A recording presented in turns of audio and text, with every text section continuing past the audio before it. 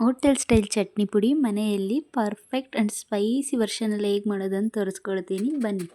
ಮೊದಲಿಗೆ ಒಂದು ಪ್ಯಾನ್ ಇಡಿ, ಅದಕ್ಕೆ ಕಡಲೆ ಬೀಜ ಹಾಕಿ ಚೆನ್ನಾಗಿ ಫ್ರೈ ಮಾಡ್ಕೊಳ್ಳಿ. ಯಾವುದೇ ಕಾರಣಕ್ಕೂ ಹೈ ಫ್ಲೇಮಲ್ಲಿ ಇಟ್ಬಿಡಿ, ಸ್ಲಿಮ್ಮಲ್ಲಿ ಇಟ್ಕೊಂಡು ಚೆನ್ನಾಗಿ ಡ್ರೈ ರೋಸ್ಟ್ ಮಾಡ್ಕೊಳ್ಳಿ ಆಯಿತಾ.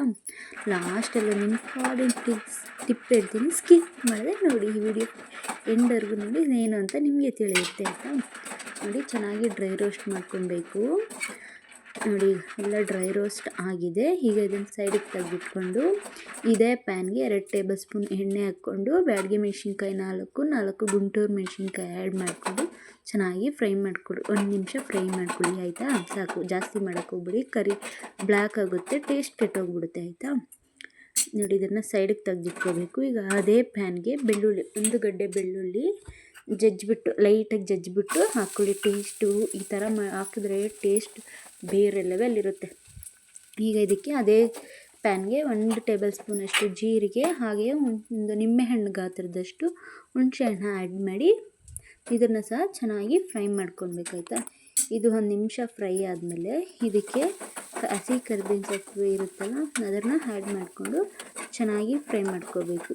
ಅದರ ಜೊತೆಗೇ 1 ಚಿಟಿಕೆಯಷ್ಟು ಅರಿಶಿಣ ಪುಡಿ ಹಾಕಿ ಚೆನ್ನಾಗಿ ಫ್ರೈ ಮಾಡ್ಕೊಂಡು ಈಗ ಹಾಕ್ತಿದ್ದೀನಿ ನಾನು ಕರಿಬೇವಿನ ಸೊಪ್ಪು. ಇದು ಫ್ರೈ ಇದಾದಮೇಲೆ ಇದಕ್ಕೆ ಅರಿಶಿಣ ಪುಡಿ ಹಾಕಿ ಚೆನ್ನಾಗಿ ಫ್ರೈ ಮಾಡ್ಕೊಳ್ಳಿ.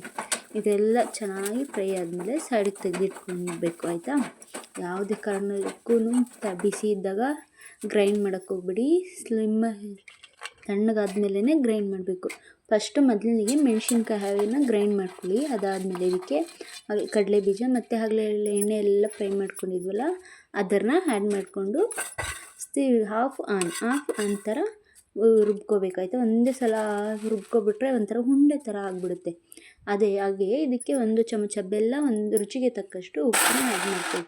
ನೋಡಿ ಒಂದು ಸಲ ಆನ್ ಮಾಡಿದ್ರೆ ಈ ಥರ ಆಗುತ್ತೆ. ಜಾಸ್ತಿ ನುಣ್ಣಗೆ ರುಬ್ಕೊಳಕ್ಕೆ ಹೋಗ್ಬೇಡಿ, ಚೆನ್ನಾಗಿರಲ್ಲ ಆಯಿತಾ. ಈ ಹೋಟೆಲ್ ಸ್ಟೈಲ್ ಚಟ್ನಿ ಪುಡಿ ನಿಮ್ಗೆ ಇಷ್ಟ ಆಯಿತಾ? ಟ್ರೈ ಮಾಡಿ, ಕಮೆಂಟಲ್ಲಿ ಹೇಗಿತ್ತು ಅಂತ ತಿಳಿಸಿ. ಇನ್ನೊಂದು ಸಿಂಪಲ್ ಮನೆ ಸ್ಟೈಲ್ ರೆಸಿಪಿ ಬೇಕಂದರೆ ಸವಿರುಚಿ ಚಾನಲ್ಗೆ ಸಬ್ಸ್ಕ್ರೈಬ್ ಮಾಡಿ ಆ್ಯಂಡ್ ಸಪೋರ್ಟ್ ಮಾಡಿ ಫ್ರೆಂಡ್ಸ್. ಬಾಯ್.